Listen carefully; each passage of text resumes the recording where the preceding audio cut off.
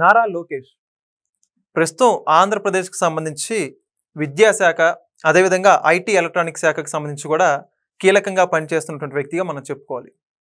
అయితే రాజకీయాలకు సంబంధించి నారా లోకేష్ గారిని అధికారంలోకి రాకముందు వరకు ఏ విధంగా రాజకీయాల్లోకి రాకుండా రాజకీయాల నుంచి అసలు దూరం చేయాలని శతవిధాలా ప్రయత్నించారు ప్రత్యర్థులు. కానీ వాటన్నిటిని దాటుకొని 2024 సార్వత్రిక ఎన్నికల్లో రాష్ట్ర వ్యాప్తంగా టాప్ 3 మెజార్టీతో అధికారంలోకి వచ్చారు నారా లోకేష్ గారు. అయితే ఇప్పుడు నారా లోకేష్ గారు ప్రాతినిధ్యం వహిస్తున్నటువంటి మంగళగిరి నియోజకవర్గం గురించి కావచ్చు, మరోపక్క చూసుకుంటే క్రీడా సంబంధించి కావచ్చు, వీటన్నిటి గురించి ఏ విధంగా వినూత్నమైన మార్పులు తీసుకొస్తున్నారు, వీటన్నిటికన్నా మించి చెప్పుకోవాల్సింది ప్రజా దర్బారు. అన్నీ కూడా కలగలిపి ప్రస్తుతం నారా లోకేష్ గారి శాఖలన్నింటి గురించి మనం తెలుసుకునే ప్రయత్నం చేద్దాం. మనతో ఉన్నారు NRI TDP spokes person Venugopal Reddy గారు. సార్ నమస్కారం అండి. నమస్కారం. ఇప్పుడు నారా లోకేష్ గారు రాష్ట్ర రాజకీయం అంతా కూడా నారా లోకేష్ గారి చుట్టూ తిరుగుతుందని చెప్పేసి రాజకీయ విశ్లేషకులు చెప్పుకుంటున్న మాట. ఆయన గురించి కొత్తగా చెప్పుకోవాల్సింది అయితే ఏం లేదు. అయితే ఆయన అధికారంలోకి వచ్చాక ఎంతోమంది మాటలు ఇస్తుంటారు, వాటిని తప్పిపోవడం మనందరం కూడా చూస్తూనే ఉంటాం. వాటన్నిటికన్నా భిన్నంగా రాజకీయాల్లోనే ఒక కొత్త వరవడిని తీసుకొస్తూ ప్రజా దర్బార్ని తీసుకొచ్చారు. ఒక అధికారంలో ఇంత కీలకంగా పనిచేసేటువంటి నాయకుడు ఎక్కడా కూడా ప్రజా దర్బార్ని మాటల వరకే పరిమితం చేశారు, కానీ ఇలాగ మాత్రమా ఎక్కడా చూడలేదు మనం. మొత్తంగా ఆయన ప్రజా దర్బార్ గురించి కావచ్చు, విద్యాశాఖలో ఆయన తీసుకొచ్చిన మార్పుల గురించి అంటే మీరేమంటారు? ఖచ్చితంగా నువ్వు ఇందాక అన్నట్టు రాజకీయం మొత్తం లోకేష్ గారి చుట్టూ తిరుగుతుంది అనేది నిజం. దానికి ఎగ్జాంపుల్ ఏంటంటే పళ్ళున్న చెట్టుకి రాళ్ళ దెబ్బలు ఉంటాయని చెప్పి సామెత ఉంటుంది. అలాగే ఈరోజు రాష్ట్రంలో జరుగుతున్న అభివృద్ధి సంక్షేమము లేకపోతే రాష్ట్రంలో జరుగుతున్న అధికార పాలన అంతా కూడా ఈరోజు లోకేష్ గారు చేస్తున్నారు. లోకేష్ గారు ఈరోజు రాష్ట్రాన్ని ముందుకు తీసుకెళ్తున్నారు. కాబట్టే ప్రతిపక్ష పార్టీలు అన్ని కూడా, ప్రతిపక్ష పార్టీలు లేవనుకోండి, ఉన్న పార్టీలు కూడా ఎవరైతే పార్టీలు ఉన్నాయో ఆ పార్టీలన్నీ కూడా లోకేష్ గారి మీద అటాక్ చేస్తున్నాయి. అది ఇంకా మనం పట్టించుకోని అవసరం లేదు. ఎందుకంటే మనకు తెలుసు ఇలాంటివి జరుగుతూనే ఉంటాయి. లోకేష్ గారు కూడా దాన్ని పట్టించుకునే పరిస్థితి కూడా లేదు, అంత టైం కూడా లేదు ఆయనకి. ముఖ్యంగా రెండో విషయం చెప్పాల్సింది ఏంటంటే గతంలో మనం చాలా మంది నాయకులను చూసాం. అధికారం రాకముందు, అధికారం తర్వాత. అధికారం రాకముందు కార్యకర్తలకైనా ప్రజలకైనా కూడా మభ్య పెట్టడానికి మాటలు చెప్తారు, కార్యకర్తలను కనిపించడం కోసం ఏదేదో హామీలు ఇస్తారు. కానీ అధికారంలోకి వచ్చిన తర్వాత వాటిని అన్నింటినీ కూడా పట్టించుకునే పరిస్థితులు గతంలో చూసాం. ఈరోజు దానికి భిన్నంగా ఈరోజు నారా లోకేష్ గారు క్యాడర్ని అలాగే ప్రజల్ని రెండింటిని కూడా ముందుకు తీసుకెళ్లే పరిస్థితి. క్యాడర్ని కార్యకర్తల కోసం ఈరోజు కార్యకర్తల నిధి అవ్వచ్చు, లేకపోతే ఈరోజు కార్యకర్తల కోసం కోటి సభ్యత్వాలు తీసుకున్న పార్టీ ఒక తెలుగుదేశం పార్టీ మాత్రమే. దేశ చరిత్రలో ఒక రీజనల్ పార్టీకి కోటి సభ్యత్వాలు తీసుకున్న చరిత్ర తెలుగుదేశం పార్టీది. ఆ చరిత్ర రావడానికి, ఆ చరిత్ర శ్రీకారం చుట్టడానికి కారణం నారా లోకేష్ గారు. నారా లోకేష్ గారి మీద నమ్మకం. జనరల్ సెక్రటరీగా ఈరోజు పార్టీని అలాగే ప్రభుత్వాన్ని రెండు పగ్గాలాగా తీసుకొని ముందుకు తీసుకెళ్తున్నారు. దానిలో భాగంగా ఈరోజు అధికారంలోకి రాకముందు ఏదైతే ప్రజలకి ప్రజా దర్బార్ అని ఒక హామీ ఇచ్చారో, నేను అధికారంలోకి వచ్చిన తర్వాత ప్రజలకు అందుబాటులో ఉంటానని చెప్పి యువగలం పాదయాత్ర సమయంలో చెప్పిన మాట ప్రజలందరూ ఈరోజు విశ్వసించి ఓట్లేశారు మనకి. ఆ మాటను నిలబెట్టుకుంటూ ఈరోజు ప్రజా దర్బార్ కార్యక్రమాన్ని ఇచ్చిన హామీలు నెరవేర్చే పద్ధతిలో ప్రజలకు అందుబాటులో ఉండడానికి కోసం ఎక్కడ వీలైతే అక్కడ ప్రజా దర్బార్ పెడుతున్నాడు. ఈరోజు మంగళగిరి నివాసంలో అవ్వచ్చు, లేకపోతే తిరుపతి, లేకపోతే చిత్తూరు, లేకపోతే ఏ డిస్టిక్ పర్యటనకి వెళ్ళినా కూడా 2 మీటింగ్లు అయితే కంపల్సరీ జరుగుతాయి. ఒకటి ప్రజా దర్బార్, రెండోది కార్యకర్తలతో మీటింగ్. ఈ 2 మీటింగ్లు పెట్టడానికి చాలా దమ్ము ధైర్యం కావాలి నాయకుడికి. ఎందుకంటే అధికారంలో ఉన్నప్పుడు ప్రజల దగ్గర నుంచి వ్యతిరేకత వస్తుంది, కార్యకర్తలకు కొంచెం నిరుత్సాహం ఉంటుంది. ఈ రెండింటిని మనం బ్యాలెన్స్ చేసుకోవాలి. ఇద్దరిని కన్విన్స్ చేసే ధైర్యం కావాలంటే చాలా ఓర్పు ఉండాలా, చాలా సహనం ఉండాలా, చాలా ధైర్యం కూడా ఉండాలా. ఈరోజు నారా లోకేష్ గారు దాన్ని ఒక ఛాలెంజ్గా తీసుకొని కార్యకర్తలు తిట్టినా నిబ్బరిస్తున్నారు. వాళ్ళ కుటుంబం, ప్రజలు మనకి ఏదైనా వినతులు ఇచ్చినా, ప్రజలు మన మీద వ్యతిరేకత వచ్చినా కూడా ప్రాబ్లం లేదు, నేను వాటిని సాల్వ్ చేస్తానని చెప్పి ఈరోజు ప్రజా దర్బార్ నిర్వహిస్తున్నాడు. 58 రోజులు 59 రోజులు ఇప్పుడు ప్రజా దర్బార్ అంటే ప్రతి జిల్లాలో ప్రజలకు అందుబాటులో ఉండాలి. అక్కడికి వచ్చిన వినతులు, అక్కడికి వచ్చిన అర్జీలన్నీ కూడా తీసుకొని వాటికి తక్షణ పరిష్కారం ఇస్తున్న ఘనత నారా లోకేష్ గారిది ప్రజా దర్బార్ ద్వారా. అలాగే ఇక్కడ కార్యకర్తల సంక్షేమం కోసం కార్యకర్తలను ఈరోజు కాపాడుకోవాలి, కార్యకర్తలు కరెక్ట్గా ఉంటేనే, క్యాడర్ కరెక్ట్గా ఉంటేనే పార్టీ నిలబడుతుందని చెప్పి విశ్వసించి ఈరోజు కార్యకర్తల కోసం కార్యకర్తల మీటింగ్ కూడా పెడుతున్నాడు నారా లోకేష్ గారు. ఈ 2 మీటింగ్లు కూడా ఈరోజు తెలుగుదేశం పార్టీని ఎంత స్థిరత్వం చేస్తున్నాయో, అధికారంలో ఉండి మన ప్రభుత్వం మీద కూడా అంతే ఈరోజు గ్రిప్పు సంపాదించగలుగుతున్నాడు. సో ఖచ్చితంగా నారా లోకేష్ గారు ఇచ్చిన హామీ కట్టుబడినారు. యువగలం ఏదైతే ప్రామిస్ చేసి ఆ ప్రామిస్ ఫుల్ఫిల్ చేస్తున్నాడు. ఈరోజు ఏ లీడర్ కూడా గతంలో చేయలేదు చెప్పాలంటే. అవును. కేసీఆర్ గారు కావచ్చు, రేవంత్ రెడ్డి గారు అవ్వచ్చు, లేదా జగన్మోహన్ రెడ్డి గారు అవ్వచ్చు, ఎవరు కూడా నేను ప్రజలకు అందుబాటులో ఉంటా అని చెప్పిన నాయకులే తప్ప అధికారంలోకి వచ్చిన తర్వాత ప్రజల్ని ఇగ్నోర్ చేసిన పరిస్థితులే చాలా చోట్ల మనం అబ్జర్వ్ చేసాం. బట్ ఈ రోజు పరిస్థితి మన ఆంధ్రప్రదేశ్లో ఎట్లా ఉందంటే ప్రజలకు అందుబాటులో ఉండాలి, ప్రజల క్షేమమే మా ధ్యేయం, ప్రజలకు మంచి జరిగితే మా ప్రభుత్వం నిలబడుతుంది 10 కాలాలు అని చెప్పి నమ్మకంతో ప్రజా దర్బార్ ఒక పక్క ఉండే, కార్యకర్తలు బాగుండాలి, కార్యకర్తలు బాగుంటేనే పార్టీ బాగుంటుందని చెప్పి ఆ నమ్మకంతో కార్యకర్తలతో మీటింగ్ ఒక పక్క జరుగుతుంది. సో ఖచ్చితంగా ఈ 2 కార్యక్రమాలు అనేది నారా లోకేష్ గారు ఒక ట్రేడ్ మార్క్ సెట్ చేశారు. దాన్ని ఎవరు బీట్ చేసే పరిస్థితి ఉండదు. ఈ చరిత్రను మళ్ళీ ఎవరన్నా తిరగరాయాలంటే కూడా ఎవరు ధైర్యం చేసే పరిస్థితి కూడా సాధ్యం కాదు. సో అది ఖచ్చితంగా నేను చెప్తాను, అది ఒక నారా లోకేష్ గారికి సాధ్యం. నారా లోకేష్ గారికి ఉన్న లీడర్షిప్ స్కిల్స్ లేకపోతే ఆయనకున్న కమిట్మెంట్ ఈ రోజు మన ఈ 2 కార్యక్రమాల వల్ల చూస్తున్నాం. ఓకే సార్, ఇక్కడ ఇంకోటి ఏంటంటే నారా లోకేష్ గారు అతి ముఖ్యంగా చెప్పుకోవాల్సింది ఏంటంటే విద్యాశాఖ మంత్రిగా ఉన్నారు.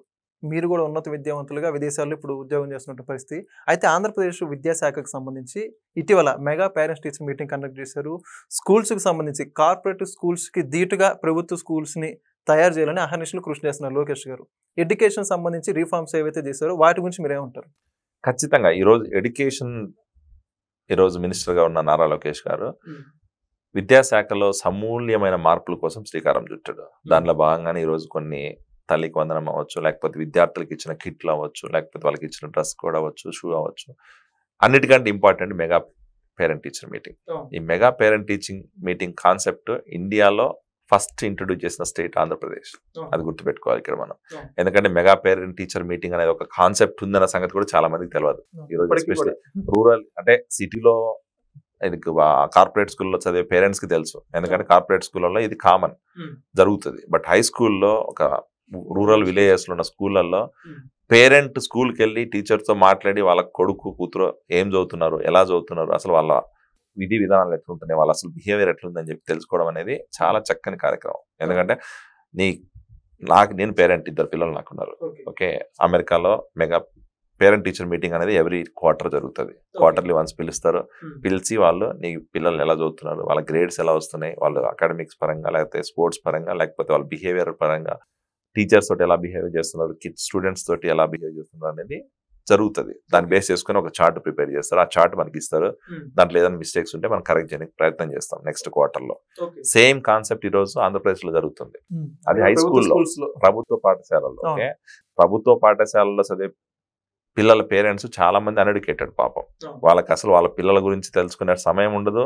వాళ్ళకి అలాంటి ఒక సిచ్యువేషన్ ఉంటుందన్న సంగతి కూడా వాళ్ళకి తెలియదు పాపం.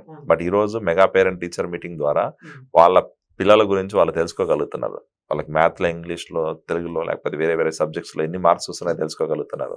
వాళ్ళు పక్కన ఉన్న పిల్లలతోటి ఎలా బిహేవ్ చేస్తున్నారో తెలుసుకుంటున్నారు. సో వాళ్ళు బేసిక్గా ఒకవేళ ఏదైనా మిస్యూజ్ చేస్తున్నారు, లేకపోతే స్కూల్లో పిల్లలతోటి గొడవలు పడుతున్నారు, లేకపోతే స్కూల్లో ఉన్న తోటి విద్యార్థులతో ఏదన్నా మిస్బిహేవ్ చేస్తున్నారంటే ఆ టీచర్స్ వాళ్ళ పేరెంట్స్ చెప్తారు. పేరెంట్స్ టీచర్స్ ఇద్దరు చర్చించుకొని వీళ్ళని ఎలా గ్రూమ్ చేయాలి, రేపు పొద్దున పిల్లల్ని ఎలా మనం బయటికి తీసుకురావాలి, అలాంటి సిచ్యువేషన్ నుంచి దాని గురించి డిస్కస్ చేసేదానికి ఒక చక్కటి ప్లాట్ఫామ్ అది. సో అలాంటి ప్లాట్ఫామ్ క్రియేట్ చేసిన ఘనత ఈరోజు నారా లోకేష్ గారిది. విద్యాశాఖలో ఇలాంటి సమూల్యమైన మార్పులు తీసుకురావడానికి కారణం ఈరోజు విద్యాశాఖ మంత్రిగా చదువుకున్న వాళ్ళు ఉంటే ఎంత చేంజ్ ఉంటుందో మనం చూస్తున్నాం ఒక సంవత్సర కాలంలోనే. రాబోయే రోజుల్లో ఇంకా చాలా మంచి మంచి కార్యక్రమాలకు శ్రీకారం చుట్టబోతున్నాం. ఈరోజు ఎడ్యుకేషన్ రిఫార్మ్స్ లో లేకపోతే ప్రభుత్వ పాఠశాలలు, కార్పొరేట్ పాఠశాలకు ధీటుగా ఉండాలనే ఉద్దేశంతో నారా లోకేష్ గారు పనిచేస్తున్నారు. ఈరోజు స్టూడెంట్స్ కి ఎంత చదువు చెప్పాలని కూడా అక్కడ స్టూడెంట్స్ కి చదువు చెప్పే ఉపాధ్యాయులకు కూడా ఆ నాలెడ్జ్ ఉండాలి. సో ఉపాధ్యాయుల కోసం కూడా ఈరోజు వాళ్ళకి స్కిల్ డెవలప్మెంట్, వాళ్ళకి కొత్త కొత్త సబ్జెక్ట్స్ నేర్చుకోవడం, వాళ్ళకి టెక్నాలజీని అడాప్షన్ నేర్పించడం, ప్రతి స్టూడెంట్ ప్రతి ఉపాధ్యాయుడికి ఈరోజు టెక్నాలజీ తెలియాలనే ఉద్దేశంతో కొత్త కొత్త కార్యక్రమాలకు శ్రీకారం చుడుతున్నారు. రాబోయే నెక్స్ట్ 4 years లో కూడా ఇంకా కొన్ని రిఫార్మ్స్ తీసుకొచ్చి ఎడ్యుకేషన్ డిపార్ట్మెంట్ నెంబర్ 1 డిపార్ట్మెంట్. ఈరోజు కేరళ మనం చాలా సంవత్సరాల నుంచి చెప్పుకుంటాం, కేరళలో ఎక్కువ మంది విద్యావంతులు ఉన్నారు, ఎడ్యుకేషన్లో లిటరసీ ఎక్కువ ఉంటుందని చెప్పుకుంటాం. ఆ ప్లేస్ని రీప్లేస్ చేయడానికి ఆంధ్రప్రదేశ్ ఉంటుంది. ఆంధ్రప్రదేశ్ లిటరసీ రేట్ పెంచడం, ప్రతి విద్యార్థి ఈరోజు స్కూల్కి వెళ్ళి చదువుకోవాలి, ప్రతి ఒక్కరు ఈరోజు చదువుకుని విద్యావంతులు అయితే రాష్ట్రం బాగుపడుతుంది అన్న ఒక కార్యదీక్షంతో ముందుకెళ్తున్నారు నారా లోకేష్ గారు. ఓకే, అయితే ఇప్పుడు అమరావతి పెట్టుబడుల గురించి నారా లోకేష్ గారు ట్విట్టర్ వేదికగా అసలు నిజంగా ఆంధ్రప్రదేశ్ యూత్కి రోజుకు ఒక గుడ్ న్యూస్ అండి. అసలు ఎవరు ఊహించట్లేదు. ఈయన చెప్పడమే కాకుండా ఆ కంపెనీ ప్రతినిధులు ఎవరైతే ఉన్నారో వాళ్ళే మెసేజ్ చేస్తున్నారు, మేము కాగ్నిజెంట్ ద్వారా 8,000 ఉద్యోగాలు కల్పించబోతున్నాం, పలానా సంవత్సరం కల్లా వైజాగ్ కావచ్చు, అమరావతి కావచ్చు, మొన్న బిట్స్పిల్ అని, ఇప్పుడు మైక్రోసాఫ్ట్. అసలు గ్యాప్ లేకుండా వస్తున్నాయి కంపెనీలన్నీ కూడా. నారా లోకేష్ గారి కృషి దీని వెనకాల ఉన్నదాన్ని దృష్టిలో పెట్టుకుని మీరే ఉంటారు? సింపుల్ అండి. Strong leadership delivers strong results. Very simple. ఈరోజు చంద్రబాబు నాయుడు గారు అంటేనే ఒక బ్రాండ్. చంద్రబాబు నాయుడు గారు బ్రాండ్ ని క్యారీ చేయడానికి నారా లోకేష్ గారు, రైట్. ఈరోజు ఆ ట్రస్ట్ బిల్డ్ అయింది ఇన్వెస్టర్స్ అందరికి. అది మైక్రోసాఫ్ట్ అయినా, అమెజాన్ అయినా, కాగ్నిజెంట్ అయినా, ఇన్ఫోసిస్ అయినా, విప్రో అయినా, లేకపోతే ఇంకో కంపెనీ అయినా కూడా, వీళ్ళందరూ కూడా ఈరోజు రాష్ట్రానికి వచ్చి పెట్టుబడులు ఎందుకు పెడుతున్నారంటే ట్రస్ట్. ఎవరికైనా కూడా ఇప్పుడు నేనున్నాను, నా దగ్గర ఒక ₹1 కోటి, ₹2 కోట్ల డబ్బులు ఉన్నాయి, ఒక బిజినెస్ చేయాలనుకుంటున్నా. బిజినెస్ కావాల్సిన ఏదైతే ఉంటాయో ఆ రిసోర్సెస్ ఎక్కడ ఉన్నాయి, సెక్యూరిటీ ఎంత ఉంది, అసలు అక్కడ ఉన్న లీడర్షిప్ మనకి సపోర్ట్ చేస్తా లేదా అనేది ఫస్ట్ చూసుకుంటాం. ఇవన్నీ బ్యాలెన్స్ ఉన్నప్పుడే నేను వచ్చి అక్కడ ఇన్వెస్ట్మెంట్ చేస్తాను. అక్కడికి వచ్చి ఒక ఇన్స్టిట్యూట్ అయినా, లేకపోతే ఒక కంపెనీ అయినా, లేకపోతే ఒక మ్యానుఫ్యాక్చరింగ్ యూనిట్ అయినా పెడతాను. అలాంటి ట్రస్ట్ క్రియేట్ చేసినారు ఈరోజు నారా లోకేష్ గారు, నారా చంద్రబాబు నాయుడు గారు. ఈరోజు ఆ ట్రస్ట్ ఉంది కాబట్టి ఆంధ్రప్రదేశ్లో స్థిరత్వం ఉంది, గవర్నమెంట్లో స్టెబిలిటీ ఉంది. 164 స్థానాలు ఈరోజు మనకి మెజారిటీ ఇచ్చి, ఒక పెద్ద మ్యాండేట్ ఇచ్చి ప్రజలు మనకి ఈరోజు బాధ్యత ఇచ్చారు. రాబోయే రోజుల్లో కూడా మన గవర్నమెంటే వస్తుందని నమ్మకం వాళ్ళకు ఉంది కాబట్టే ఈరోజు కార్పొరేట్ కంపెనీస్ అన్ని కూడా ఆంధ్రప్రదేశ్కి వచ్చి వాలిపోతున్నాయి. ఈరోజు వాళ్ళు వచ్చి స్వతహాగా వాళ్ళే ప్రమోట్ చేస్తున్నారు స్టేట్ ని చెప్పాలంటే ఇండైరెక్ట్. ఎందుకంటే సిటిఎస్ లాంటి కంపెనీలు, మైక్రోసాఫ్ట్ కంపెనీ, లేకపోతే అమెజాన్ లాంటి కంపెనీస్ వాళ్ళ అఫీషియల్ అకౌంట్స్ నుంచి ఒక మెసేజ్ పెట్టారు. సో ఇప్పుడు వైజాగ్ లో వీఆర్ ఓపెనింగ్ ఒక డెవలప్మెంట్ సెంటర్ ఓపెన్ చేస్తున్నాం, లేకపోతే మైక్రోసాఫ్ట్ ఒక టెక్నాలజీ యూనిట్ ఓపెన్ చేస్తున్నాం, ఒక ట్రైనింగ్ సెంటర్ ఓపెన్ చేస్తున్నాం, లేకపోతే క్వాంటమ్ వ్యాలీ వాళ్ళు వచ్చి వాళ్ళు క్వాంటమ్ ఫిజిక్స్ దాని మీద చేస్తున్నాం అని చెప్పి చెప్పడం అనేది నిజంగా శుభ పరిణామం. ఈరోజు మన బ్రాండ్ ని మన నాయకులతో పాటు ఒక కార్పొరేట్ కంపెనీ కూడా ప్రమోట్ చేస్తుంది. అంటే ఈ కార్పొరేట్ కంపెనీ చూసుకొని ఇంకో కార్పొరేట్ కంపెనీ కూడా ముందుకు వచ్చే పరిస్థితి ఉంటుంది. ఎందుకంటే కార్పొరేట్ కంపెనీస్ డెఫినెట్ గా వాళ్ళ అలయన్సెస్ ఉంటాయి, వాళ్ళకి అండర్స్టాండింగ్ ఉంటుంది. ఇప్పుడు సిటిఎస్ వచ్చి పెడితే ఆటోమేటిక్ గా విప్రో చూస్తుంది, విప్రో పెడితే ఆటోమేటిక్ ఇన్ఫోసిస్ చూస్తుంది, ఇన్ఫోసిస్ పెడితే ఇంకో టెక్ మహీంద్రా చూస్తుంది. సో టెక్నికల్ గా ఏంటంటే అన్ని కంపెనీస్ ఆంధ్రప్రదేశ్ సైడ్ చూసే పరిస్థితి ఉంటుంది రాబోయే రోజుల్లో. ఖచ్చితంగా వైజాగ్ లేకపోతే అమరావతి అనేది పక్కన పెడితే ఆంధ్రప్రదేశ్ లో ఒక స్టెబిలిటీ, ఒక స్థిరత్వం ఉన్న గవర్నమెంట్ ఉందని చెప్పి వాళ్ళకి నమ్మకం ఉంది కాబట్టే, మన నాయకుడి మీద విశ్వసనీయత ఉంది కాబట్టే ఈరోజు వాళ్ళు వచ్చి పెట్టుబడులు పెట్టగలుగుతున్నారు, రాష్ట్రం ముందుకెళ్ళగలుగుతుంది. ఆ ఛాన్స్, అలాంటి ఒక ప్లాట్ఫామ్ క్రియేట్ చేసినది మాత్రం ఖచ్చితంగా నారా లోకేష్ గారు, నారా చంద్రబాబు నాయుడు గారు. సార్ చివరిగా ఇప్పుడు మరి ఒక పక్క రాష్ట్రం ఇంత అభివృద్ధి చెందుతుంటే ప్రతిపక్ష హోదా లేని కూడా కొంతమంది నాయకులు రాష్ట్రంలో అలజడి సృష్టిస్తూ వాళ్ళ పర్యటనల పేరుతో శాంతి భద్రతలకు విఘాతం కలిగిస్తున్నారు. ఇప్పటివరకు మీరు ఏదైతే కంపెనీలు చెప్పారో ఆ కంపెనీలు అన్నిటి కూడా మెయిల్ చేసేటువంటి పరిస్థితి. రాష్ట్రంలో లా అండ్ ఆర్డర్ ప్రాపర్గా లేదు, మీరు రావద్దు, మంచి ప్లేస్ చూసుకుని చెప్తున్నారు. మొత్తంగా అటువంటి రాజకీయ నాయకులకి మీరేమంటారు? Very simple. ఇక్కడ వాళ్ళ అజెండా ఒకటే, ఏంటంటే గత 5 సంవత్సరాల అధికారంలో ఉన్న ఏ పార్టీ అయితే ఉందో ఆ పార్టీ పేరు చెప్పుకోవడం కూడా మనకు పెద్ద ఉపయోగం లేదు. ఎందుకంటే అది ప్రతిపక్ష హోదా లేని పార్టీ, ఏదో ఒక 10 మంది ఎమ్మెల్యేలు ఉన్నారు. ఆ పార్టీ ఏదైతే ఉందో వాళ్ళకున్న అజెండా ఒక్కటే, ఏంటంటే రాష్ట్రంలో శాంతి భద్రతలకు విఘాతం కలిగించాలా, రాష్ట్రంలో సెక్యూరిటీ లేదని చెప్పి ఈరోజు కార్పొరేట్ కంపెనీలకి, పెట్టుబడిదారులకి చూపించాలా. సో దట్ వాళ్ళు ఈరోజు కంపెనీలు పెట్టరు, వాళ్ళు వచ్చి ఇన్వెస్ట్మెంట్ చేయకపోతే రాష్ట్రం డెవలప్ అవ్వదు, రాష్ట్రం డెవలప్ అవ్వకపోతే రాష్ట్రంకి వచ్చి ఇన్కమ్ ఆగిపోతుంది, ఇన్కమ్ ఆగిపోతే ఆటోమేటిక్ గా చంద్రబాబు నాయుడు గారి మీద మనం బురద జల్లొచ్చు. అది వాళ్ళకున్న అజెండా. దాన్ని బేస్ చేసుకుని అలాంటి కార్యక్రమాలు చేయాలంటే వాళ్ళకి కంపల్సరీ ఇలాంటి నెగిటివ్ ప్రాపగాండా స్టార్ట్ చేయాలి. దాంట్లో భాగంగానే వాళ్ళు చేస్తున్నారు, కామెంట్ చేస్తున్నారు, ఈరోజు రెచ్చగొట్టే కార్యక్రమాలు చేస్తున్నారు, లేకపోతే ఎక్కడ దొరికితే అక్కడికి వచ్చి ధర్నాలు చేసి, లేకపోతే లా అండ్ ఆర్డర్ విఘాతం కలిగించేసి, ఇంకా వీలైతే శవ రాజకీయాలు చేయడానికి కూడా వాళ్ళు డిసైడ్ అయిపోయినారు. వాళ్ళకి కావాల్సింది ఏంటంటే రాష్ట్రంలో శాంతి భద్రతలు లేవు, రాష్ట్రంలో స్టెబిలిటీ లేదు, రాష్ట్రంలో పెట్టుబడిదారులకు భద్రత లేదు, రాష్ట్రానికి ఎవరైనా వస్తే పనులు చేసుకోలేరు అనేది ఒకటి చూపించాలా, ఫేక్ ప్రచారాన్ని ప్రజలకు పంపించాలా, అలాగే కార్పొరేట్ కంపెనీస్ కూడా చూపించాలనేది ఒకటే వాళ్ళకున్న అజెండా. బట్ కార్పొరేట్ కంపెనీస్ ఈరోజు గతంలో హైదరాబాద్ మనం హైటెక్ సిటీ కట్టిన రోజుల్లో కూడా ఇలాంటి ప్రచారాలే అప్పుడున్న ప్రతిపక్ష పార్టీలు కూడా చేసాయి. బట్ విజన్ 2020 అని చెప్పి ఏదైతే చంద్రబాబు నాయుడు తీసుకొచ్చారో ఆ విజన్ 2020 ఫలితాలు ఈరోజు మనం చూస్తున్నాం. హైదరాబాద్ లో ఏం జరుగుతుందో మనం చూస్తున్నాం. ఈరోజు స్వర్ణాంధ్ర 2047 అని చెప్పి డాక్యుమెంట్ తీసుకొచ్చి అదే ప్రణాళికతోటి ముందుకెళ్తున్న చంద్రబాబు నాయుడు గారి మీద కార్పొరేట్ కంపెనీస్ కి నమ్మకం ఉంది. ఎందుకంటే ఈరోజు బిల్ గేట్స్ గారు ఒకసారి చూస్తే, బిల్ గేట్స్ గారు అపాయింట్మెంట్ కోసం ఇండియా నుంచి కొన్ని 100 మంది ట్రై చేస్తారు, అన్ని రాష్ట్రాల చీఫ్ మినిస్టర్స్ ట్రై చేస్తారు. బట్ ఎంతమంది కలిసారు?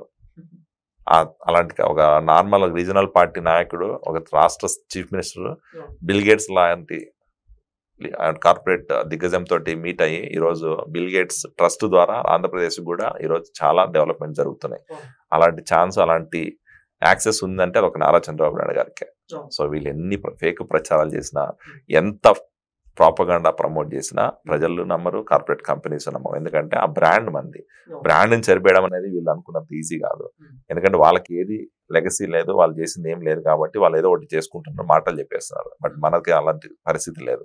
మన నాయకుడి మీద విశ్వసనీయత ఉంది. మన నాయకుడు అంటేనే ఒక బ్రాండ్. ఖచ్చితంగా ఈరోజు తెలుగుదేశం పార్టీ కూటమి ప్రభుత్వం మీద కార్పొరేట్ కంపెనీస్ కి అపారమైన నమ్మకం ఉంది. వాళ్ళు వచ్చి పెట్టుబడులు పెడతారు. జగన్మోహన్ రెడ్డి లేదా వైఎస్ఆర్సీపీ నాయకులు ఎంత విష ప్రచారం చేసినా కార్పొరేట్ కంపెనీస్ అయితే వెనక్కి వెళ్ళే పరిస్థితి లేదు. మనం ఆల్రెడీ దాంట్లో చూస్తున్నాం. మనం ఇచ్చిన హామీల ప్రకారంగా ఈరోజు 20 లక్షల ఉద్యోగాలు కల్పిస్తామని చెప్పాం. 20 లక్షల ఉద్యోగాల కోసం మనకు నాయకులు పనిచేస్తున్నారు. మా పార్టీ నాయకులు దాని మీద స్టాండ్ తీసుకొని ఉన్నారు. వీళ్ళు చేసే ప్రచారాల గురించి పట్టించుకునే సమయం లేదు. వాళ్ళు మాట్లాడుతున్న మాటలకు మీకు కౌంటర్ ఇచ్చే అవసరం లేదు. ఎందుకంటే ఇట్లాంటి ఏంటంటే నెగిటివ్ మాట్లాడే కొద్దీ నెగిటివిటీ ఎక్కువ అవుతుంది. సో దాని నెగిటివ్ని ఎక్కడికక్కడ కట్ చేసేసాం అనుకోండి, అది బయటికి రాదు. సో మా నాయకులు తీసుకునే స్టాండ్ ఏంటంటే వీళ్ళు మాట్లాడే బురద జల్లే మాటలకు మనం రెస్పాన్స్ చేయొద్దు, వదిలేసి ప్రజలకు మేలు చేద్దాం, రాష్ట్రాన్ని అభివృద్ధి చేద్దాం, సంక్షేమ పథకాలు ఇద్దాం, ప్రజల వద్దకు పోదాం, ప్రజల దగ్గర ఓట్లు వేయించుకుంటున్నాం. రేపు పొద్దున మళ్ళీ రాష్ట్రంలో అధికారంలోకి వస్తాం, రాష్ట్రాన్ని మళ్ళీ అభివృద్ధి చేస్తాం. ఇంతే సింపుల్. అంతేగాని వాళ్ళ గురించి మాట్లాడే అవసరం లేదు. వాళ్ళు చేస్తున్న ఫేక్ ప్రచారాల గురించి పట్టించుకునే అవసరం కూడా అస్సలు లేదు. నిజంగా సార్, రాష్ట్రంలో జరుగుతున్న అభివృద్ధి గురించి చాలా చక్కగా చెప్పారు. నారా లోకేష్ గారి పనితీరు గురించి కూడా. Thank you. Thank you. Please subscribe to Leo News for more videos.